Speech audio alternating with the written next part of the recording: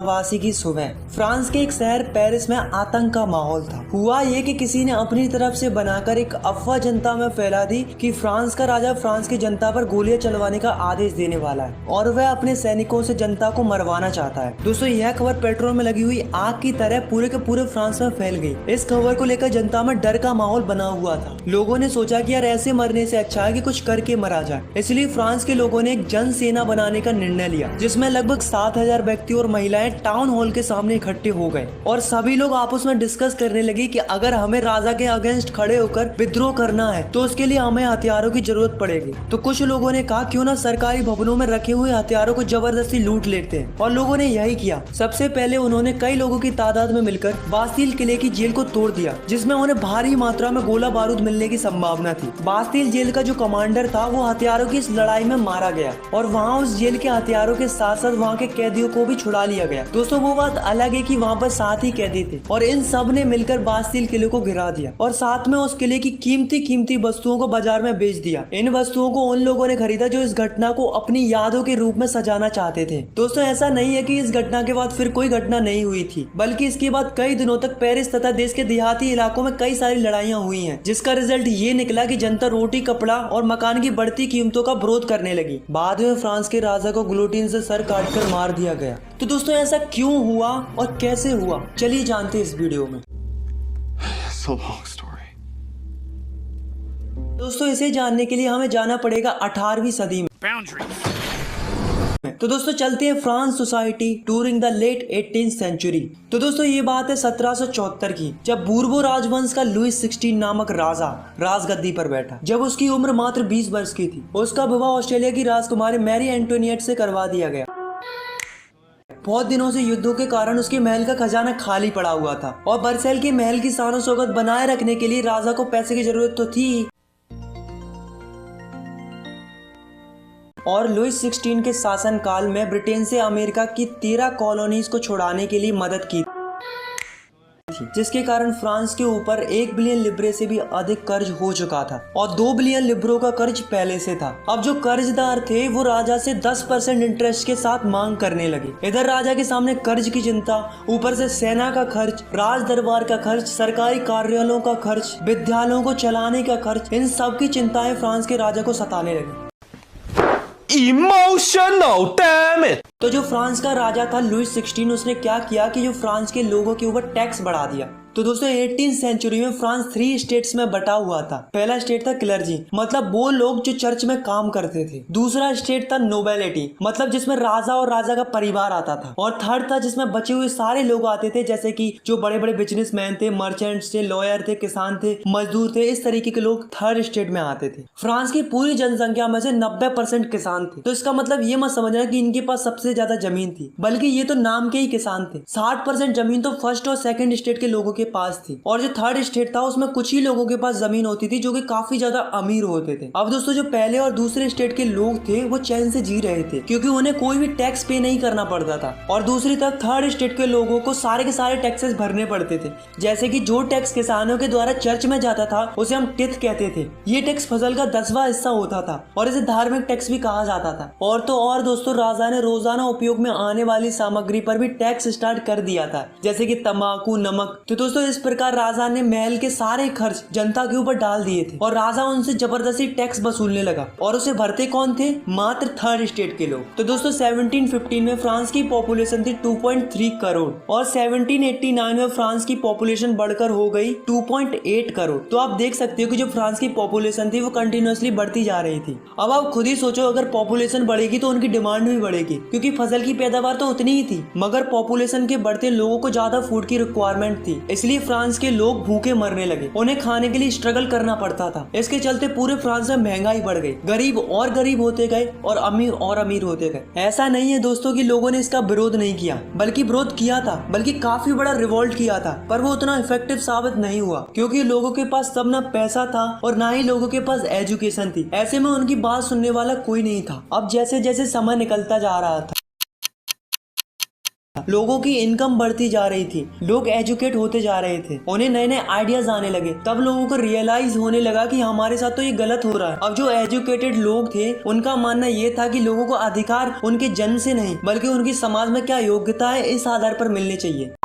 ऐसे ही John Locke और John जाक रूसो नाम के दो फिलोसोफर थे। इनका भी यही मानना ये था कि एक ऐसी सोसाइटी होनी चाहिए जहाँ पर सबको फ्रीडम हो और सारे के सारे कानून सबके लिए बराबर होने चाहिए और गवर्नमेंट ऐसी होनी चाहिए जो जनता की बात सुने। इसके ऊपर जॉन लॉकी ने अपनी किताब टू ट्रीटाइज ऑफ गवर्नमेंट में भी मोनार्ची गवर्नमेंट का जम के विरोध किया था। अब दोस्तों टैक्स तो पहले से ही बढ़ा हुआ था, ऊपर से महंगाई भी इतनी बढ़ गई थी कि लोगों को खाना भी नसीब नहीं हो रहा था। फिर क्या था दोस्तों, जनता राजा पर भड़क गई और यहीं से शुरू हुआ एक रिवॉल्यूशन। तो दोस्तों जैसा कि आप सभी को पता चल ही गया होगा कि लुई 16 का खजाना खाली हो चुका था, कर्जदारों की मांग बढ़ गई थी और उसको चुकाने के लिए राजा ने जनता पर टैक्स बढ़ा दिए थे। पर क्या आपको पता है कि प्राचीन राजतंत्र के अनुसार कोई भी फ्रांस का राजा अपनी मर्जी से टैक्स नहीं बढ़ा सकता था। इसके लिए उसे स्टेट जनरल की मीटिंग बुलाकर नए टैक्सों के प्रपोजल्स पर मंजूरी लेनी पड़ती थी। तो दोस्तों अब आप सोच रहे होंगे कि स्टेट जनरल क्या होती थी। तो दोस्तों स्टेट जनरल एक ऐसी पॉलिटिकल बॉडी थी जिसमें तीनों स्टेट अपने अपने स्टेट से रिप्रेजेंटेटिव भेजते थे, लेकिन केवल राजा ही तय करता था कि ये मीटिंग कब बुलाई जानी चाहिए। तो दोस्तों इसकी लास्ट मीटिंग 1614 में बुलाई गई थी, लेकिन फिर उसके बाद लुई 16 ने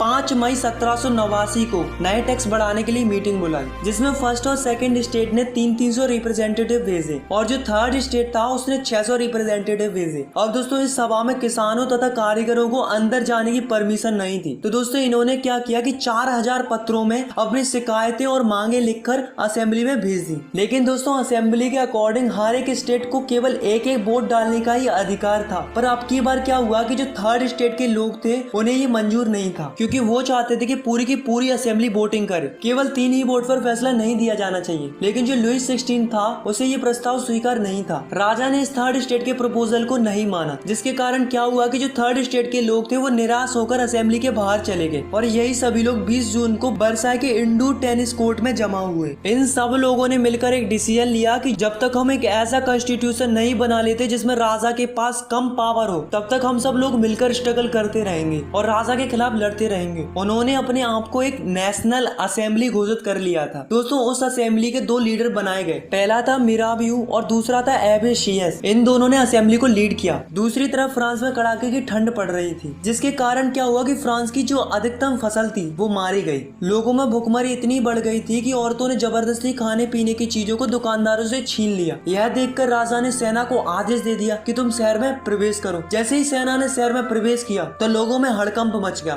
फिर क्या था दोस्तों, लोगों की भीड़ ने 14 जुलाई को बास्तील के किले पर धावा बोल दिया, क्योंकि गांव-गांव में अफवाह फैल रही थी कि राजा ने किसानों की फसलें बर्बाद करने के लिए बाहर से कुछ लोगों को बुलाया है। अब टैक्सों की आग तो पहले से लगी हुई थी, अब लगी हुई आग पर राजा की अफवाह ने पेट्रोल का काम और कर दिया, जिससे किसानों ने गाँव के सरकारी अन्य भंडारों को लूट लिया और साथ में टैक्सों से संबंधित डॉक्यूमेंट्सों को भी जला दिया। आखिर में विरोधी प्रजा की ताकत का अंदाजा लगाकर राजा ने नेशनल असेंबली को मान्यता दे दी। तो दोस्तों आपको तो पता है कि जो नेशनल असेंबली थी वो क्या चाहती थी कि राजा की पावर लिमिटेड कर दी जाए। तो फाइनली 4 अगस्त 1789 की रात को नेशनल असेंबली ने एक ऑर्डर पास किया, जिसमें फर्स्ट स्टेट के लोगों से कहा गया कि आप चर्च के नाम पर जो जमीन लिए हुए हैं उसे वापस कर दें और जो चर्च में फसल का 10वां हिस्सा टैक्स के रूप में दिया जाता था, यानी कि धार्मिक टैक्स टिथ को बंद कर दिया जाए। जिससे क्या हुआ कि गवर्नमेंट को 2 बिलियन लिब्रो का फायदा हुआ। अब धीरे धीरे नेशनल असेंबली ने 1791 में एक नया कॉन्स्टिट्यूशन तैयार कर लिया, जिसमें राजा की पावरों को लिमिटेड कर दिया था और साथ में गवर्नमेंट को 3 हिस्सों में बांट दिया।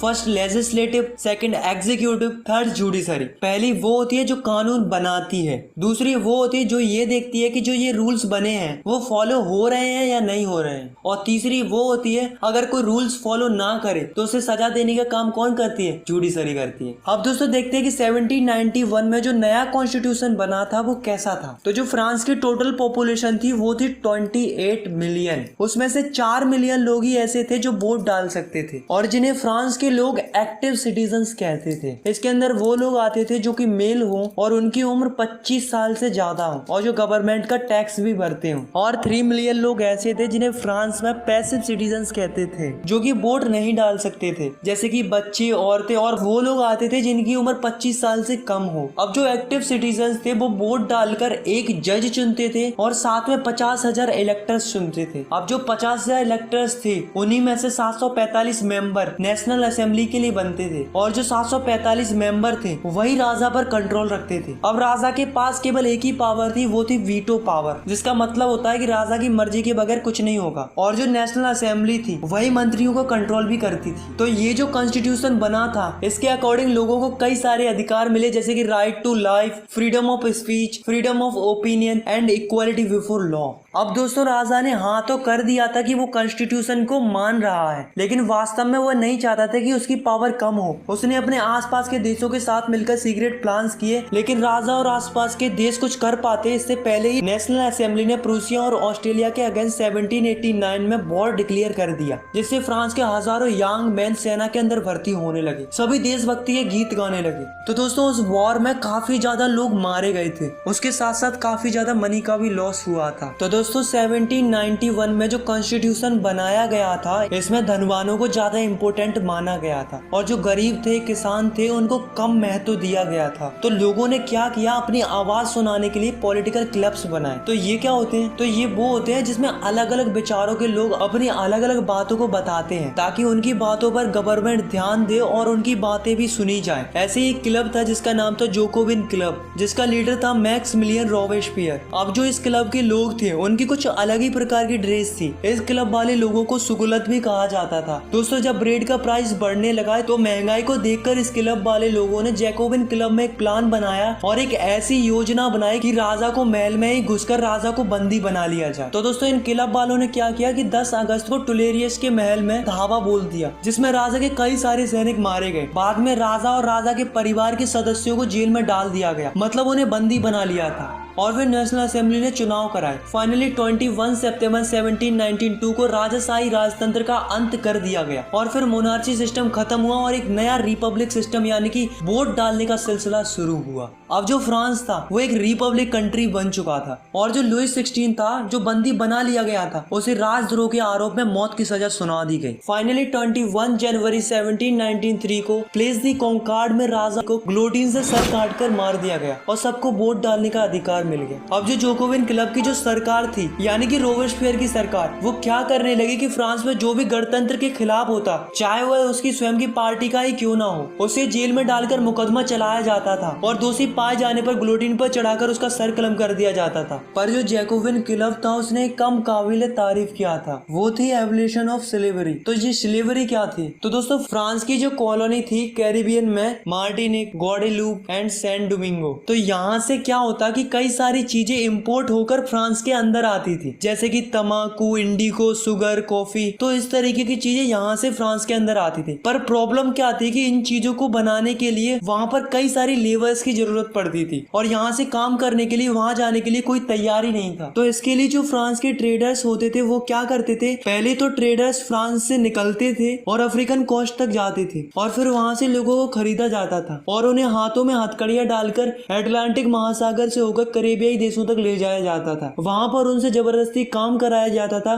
फिर वहाँ से इंडिगो, तंबाकू, शुगर, कॉफी ये सब वापस फ्रांस में लाया जाता था। अब दोस्तों नेशनल असेंबली में ये बात तय हुई थी कि दास प्रथा को खत्म कर दिया जाए, पर यह नहीं हुआ। ऊपर से रोबेस्पियर सरकार ने चर्चों को बंद करवा दिया और उनकी जगह सरकारी दफ्तर और बैराक बनवा दिए गए। अब जो जोकोविन क्लब का जो लीडर था रोबेस्पियर, वो अपनी मनमर्जी करने लगा और लगातार देशों से मजदूरों को खरीदता और बेचने लगा और लगातार लोगों को खरीदा और बेचा जाने लगा। तो दोस्तों इसके साथ भी वही हुआ जो सबके साथ होता आया है। तो 1794 में उसे दोषी घोषित कर दिया गया और उसे गिरफ्तार करके ग्लोटिन पर चढ़ाकर उसका सर कलम कर दिया। और दोस्तों यहाँ से जैकोबिन क्लब का एंड हो गया। दोस्तों बास्तिल किले के इंसिडेंट के बाद 1789 की गर्मियों में एक महत्वपूर्ण कानून लागू हुआ था कि कोई भी बुक या न्यूज़पेपर या स्टेज परफॉर्मेंस, नाटक, सत्संग, जुलूस बिना राजा के अधिकारियों की परमिशन के बगैर नहीं किए जा सकते थे। पहले उनसे मंजूरी लेनी पड़ती थी। अब वो सेंसरशिप हटा दी गई थी। अब फ्रांस में सब लोग स्वतंत्र थे, वो कुछ भी छाप सकते थे, dance programme, song, stage programme, जुलूस कर सकते थे। अब उन्हें किसी की भी परमिशन लेने की कोई जरूरत नहीं थी। अब जो अमीर लोग थे उन्होंने गवर्नमेंट की पावर को अपने हाथ में ले ली।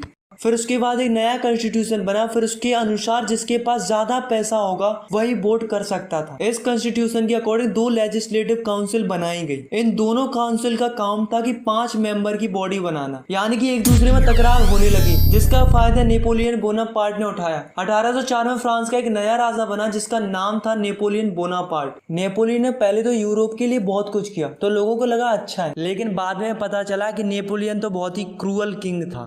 फाइनली 1815 में वाटरलू की लड़ाई में नेपोलियन हार गया। तो दोस्तों आपकी क्लास 9th में इतना ही है। अगर आपको ये वीडियो पसंद आई तो यार वीडियो को